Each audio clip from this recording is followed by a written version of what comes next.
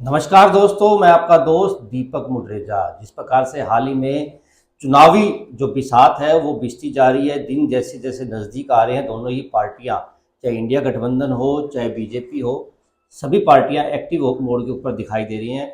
BJP ने अपनी चारों सीटें जो है वो घोषित कर दी हैं, हालांकि 6 सीटें पहले घोषित की थी। मुकाबले जो है अब काफ़ी रोचक जो है वो बनते हुए दिखाई दे रहे हैं। जिस प्रकार से टिकटें घोषित हुई हैं, उन टिकटों के हिसाब से अंदाज़ा लगाया जा सकता है कि इस बार न केवल चुनाव प्रतिद्वंदी लड़ेंगे बल्कि परिवार भी लड़ेंगे। जिस प्रकार से हिसार की अगर बात की जाए तो हिसार में तो पूरा देवीलाल परिवार है, उनको आमने सामने जो है वो कर दिया गया है। हालांकि कांग्रेस की टिकट अभी बकाया है। कांग्रेस किस प्रकार से अपनी टिकटें देगी वो तो खैर आने वाला समय बताएगा। इसी विषय के ऊपर बातचीत करने के लिए कि चारों लोकसभा की टिकटों को बीजेपी ने घोषित कर दिया है, कांग्रेस के चेहरे कौन हो सकते हैं, इस विषय के ऊपर हम बातचीत करेंगे। इस विषय के ऊपर बातचीत करने के लिए हमारे साथ अजय मल्होत्रा जी, जो कि वरिष्ठ पत्रकार हैं, राजनीतिक विश्लेषक हैं। सर, आपका बहुत बहुत स्वागत है। सर, क्या कहेंगे सर, जिस प्रकार से आपने देखा भी है कि जो हिसार की अगर बात करेंगे, शुरुआत में हम लोग हिसार के अंदर एक परिवार जो है पूरा वही प्रतिद्वंदी बन गया है। सर, क्या मानते हैं आप सर? और दूसरा, फिर कांग्रेस जो है किसके ऊपर अपना निशाना जो है वो साध सकती है? किस प्रकार से जो चुनाव है वो आने वाले समय के अंदर देखने को मिलेगा? ये जो 4 सीटें बाकी बची थी, इसको लेकर भारतीय जनता पार्टी भी काफ़ी सीरियस दिखाई थी। उन्होंने 6 सीटें जिस पे वो अपने खुद को कंफर्टेबल महसूस कर रहे थे, तो वो उन्होंने पहले घोषित कर दी थी। और 4 सीटों पे काफ़ी मंथन हुआ है। इसका मतलब ये है कि न केवल हरियाणा बल्कि राजस्थान को भी ध्यान में रखा गया है इन 4 सीटों को डिक्लेयर करते हैं। और सोच समझ के समीकरण भारतीय जनता पार्टी ने भी बनाए हैं। हिसार सीट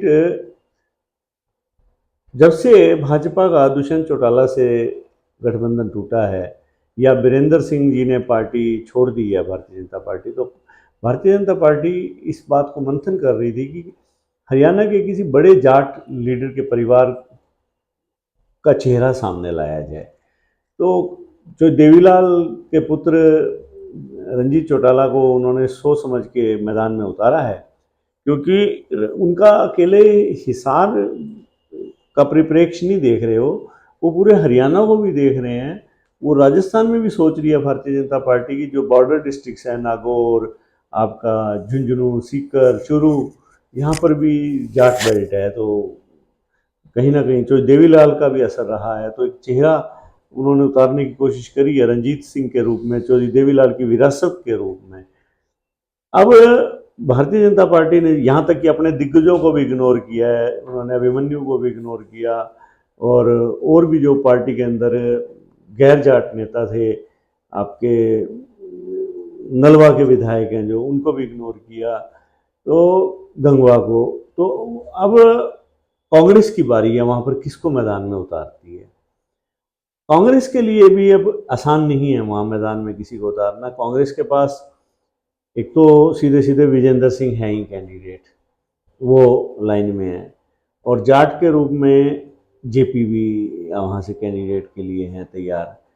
परंतु मेरे को ये लगता है कि कांग्रेस यहाँ से किसी गैर जाट को उतारेगी, क्योंकि दुष्यंत चौटाला परिवार से चर्चा है नैना की, अभय सिंह चौटाला के परिवार से भी, इनेलो की तरफ से भी किसी परिवार के मेंबर को उतारने की चर्चा चल रही है। तो ये तो एक तीन ही परिवार के सदस्य हो जाएंगे, फिर भाजपा का, इनेलो और जजपा। तो ऐसे में कांग्रेस यहाँ चंद्रमोहन पे भी दाव खेल सकती है, या रामनिवास घोडेला पे भी खेल सकती है, क्योंकि ये दोनों एसआर के ग्रुप के कैंडिडेट हैं। अगर घोडेला या चंद्रमोहन आते हैं तो बीरेंद्र सिंह उनको सपोर्ट करते, क्योंकि बीरेंद्र सिंह का भी वो एरिया प्रभाव रहा है, जो जींद के भी उसमें हिस्सा आ जाता है, उचाना है, तो और भी उनका प्रभाव क्षेत्र है। तो वीरेंद्र सिंह, अगर वो ईमानदारी से चुनाव में मदद करते हैं तो ये दोनों भी मजबूत कैंडिडेट है, क्योंकि चंद्रमोहन पूर्व मुख्यमंत्री भजनलाल जी के बेटे हैं। उनका पूरे इलाके में वहाँ पर आपके आदमपुर, बरवाला, उकलाना, हिसार, नलवा, इन पांचों हलकों में परिवार का प्रभाव है, तो वो एक मजबूत कैंडिडेट है। इसी प्रकार अगर घोडेला आते हैं तो वो कुम्हार जाति से बिलोंग करते हैं, और हिसार में नलवा और बरवाला, उकलाना, फिर दोबारा जो इन सब में कुम्हार जाति के लोग काफ़ी हैं। तो गैर जाट पे भी दाव खेल सकती है कांग्रेस। तो आने वाले दिनों में हिसार के अंदर आपको टफ मुकाबला देखने को मिलेगा, और चाहे वो विजेंद्र के रूप में कोई आता है, चाहे गैर जाट के रूप में किसी को उतारा जाता है। क्योंकि हाँ, परंतु इतना जरूर है कि जो भी उतरेगा उसे वीरेंद्र सिंह की सपोर्ट बहुत ज़रूरी है, क्योंकि जो हिसार का जाट बेल्ट का इलाका है वो वीरेंद्र सिंह का ज़्यादा वहाँ पर प्रभाव है कंपैरेटिवली हुड्डा साहब के। तो आप फिर आ जाओ रोहतक पार्लियामेंट के ऊपर। रोहतक के अंदर दीपेंद्र हुड्डा दोबारा से चुनाव उतरेंगे। दीपेंद्र हुड्डा अब की बार पहले के मुकाबले मजबूत है, नो डाउट कि भाई मोदी फैक्टर काम कर रहा है, पूरे देश में काम कर रहा है, वो रोहतक में भी काम करेगा। अरविंद शर्मा मैदान में उनके सामने आए हैं, परंतु दीपेंद्र ने जिस प्रकार से पीछे वहाँ मेहनत करी है अपने हल्के में, और भूपेंद्र हुड्डा के नेतृत्व में आने के बाद कांग्रेस में उठान आया है थोड़ा सा, तो स्वाभाविक है उसका फ़ायदा दीपेंद्र को मिलेगा वहाँ पर। और वैसे भी जो 10 साल सत्ता से बाहर रह जाएगा एक बार, तो उसके प्रति थोड़ा सा सिंपैथी भी बनने लग जाती है, और जो सरकार में होता है उसकी एंटी इनकम्बेंसी शुरू हो जाती है। तो अकेले मोदी का छत्र छाया है वहाँ तो, परंतु व्यक्तिगत वोट बैंक है जहाँ तक, उसके लिए अरविंद शर्मा को काफ़ी संघर्ष करना पड़ेगा वहाँ से अब की बार। फिर आप आ जाओ कुरुक्षेत्र में। कुरुक्षेत्र में भारतीय जनता पार्टी ने मोहनलाल जी को अपना कैंडिडेट बनाया। मोहनलाल जी एक अच्छी छवि के व्यक्ति हैं, वैसे ब्राह्मणों में उनका पकड़ भी है, परंतु वहाँ पर अगर कांग्रेस वीरेंद्र सिंह के बेटे को फिर वही अगर हिसार की बजाय सोनीपत से कैंडिडेट बनाती है और भूपेंद्र हुड्डा उसकी मदद करते हैं, तो वो वहाँ आपको एक बड़ा रोचक मुकाबला देखने को मिलेगा। क्योंकि 3 हलके तो ऐसे हैं, जींद, सफीदों और आपका जुलाना, इसमें तो सीधा सीधा वीरेंद्र सिंह का प्रभाव है, और बाकी जो हलके हैं उनमें भूपेंद्र हुड्डा का प्रभाव है। तो इसलिए भूपेंद्र सिंह हुड्डा और वीरेंद्र सिंह की जो भूमिका है इन दोनों सीटों पर सीधी सीधी देखने को मिलेगी। अगर ये दोनों ईमानदारी से, कोई भी कैंडिडेट उतरता है और ये दोनों ईमानदारी से काम करते हैं, तो कांग्रेस अच्छे परिणाम दे सकती है यहाँ। और अगर वही टांग खिंचाई चलती है तो फिर वो परिणाम सबको पता ही है। तो फिर उसके बाद आ जाता है आपका कुरुक्षेत्र पार्लियामेंट। कुरुक्षेत्र में भी बीजेपी के लिए यही दिक्कत थी, कोई चर्चित चेहरा नहीं मिल पा रहा था। कांग्रेस अब वहाँ पर क्या है कि सरदार सिख है जो कम्युनिटी बड़ी संख्या में है, और वो भारतीय जनता पार्टी से कहीं ना कहीं जब से किसान आंदोलन हुआ है नाराज चल रही है, और साथ ही जाट भी नाराज चल रहा है। तो अब इन दोनों के नाराज होने से, और कांग्रेस का और आम पार्टी का समझौता हो गया, वो वहाँ संयुक्त कैंडिडेट हैं सुशील गुप्ता जी, तो उनका वैश्य समाज में भी प्रभाव ठीक ठाक है। तो भारतीय जनता पार्टी ने भी सोच समझ के वहां से उतारा है अपना जिंदल को। परंतु नवीन जिंदल जी की भी दिक्कत है, क्योंकि 2014 के चुनाव में प्रधानमंत्री नरेंद्र मोदी जी ने कुरुक्षेत्र में ही जाके उनको इतना भला बुरा कहा था कि भाई ये कोयला में दलाली करी या कोयला घोटाले में संलिप्त थे खूब। अब वही बात है ना, आपने इतनी बुराई कर ली उनकी, और 10 साल नवीन जिंदल ने कुरुक्षेत्र में झांक के भी नहीं देखा, और जिसके नाम पे लड़ रहे हो पहले तो उसने बहुत बुराई कर ली, अब उसी का कैंडिडेट बन के चलेंगे, तो लोगों को कहीं ना कहीं सोचने को मजबूर करता है, क्वेश्चन लग जाता है। तो आज वो नायब सैनी जी को, मुख्यमंत्री जी को लेके इलाके में गए हैं भाई, ताकि दोबारा से वहां शुरुआत की जाए, परंतु नवीन जिंदल जी के लिए भी आसान नहीं होगा वहाँ का चुनाव। सर, अगर हिसार की अगर बात की जाए, हिसार में जिस प्रकार से कुलदीप बिश्नोई जी ने होली वाले दिन यानी कि कल जो है एक वीडियो जारी की थी, उनका कहना था कि चाहे कोई भी कैंडिडेट आए, बीजेपी का कैंडिडेट जो भी आएगा उसकी हम मदद करेंगे, लेकिन कहीं ना कहीं उनके चेहरे पर उदासी जो जरूर जो है वो देखने को मिलेगा। तो ये स्वाभाविक है, एक आदमी टिकट की रेस में हो। पहले तो कुलदीप बिश्नोई ने राजस्थान चुनाव में बहुत मेहनत की भारतीय जनता पार्टी के लिए। उसने मतलब कि वहाँ जब जो बिश्नोई समाज है उसमें वोट मांगे, उनको बीजेपी में आने के लिए कहा, और अब फिर उनको उम्मीद थी कि उनके बेटे को मंत्रिमंडल में लिया जाएगा, तो वो भी नहीं हुआ। फिर उनको ये था कि लोकसभा का टिकट भाई दोबारा से मेरे को दिया जाएगा, क्योंकि कुलदीप बिश्नोई पहले भी वहाँ से कैंडिडेट रह चुके हैं, बहुत कम वोटों से दुष्यंत चौटाला से हारे थे वो एक बार। तो भजन लाल का प्रभाव क्षेत्र भी है, तो लेकिन टिकट नहीं मिली, तो वो कहीं ना कहीं निराशा हाथ लगी उनके। तो उन्होंने एक बार तो नाराजगी, गुस्सा आदमी परेशान होकर करता है, परंतु भारतीय जनता पार्टी का जो तरीका है वो इस चीज़ को टॉलरेट नहीं करते, तो उन्होंने फटाफट अपने वो कमेंट्स वापस भी ले लिए।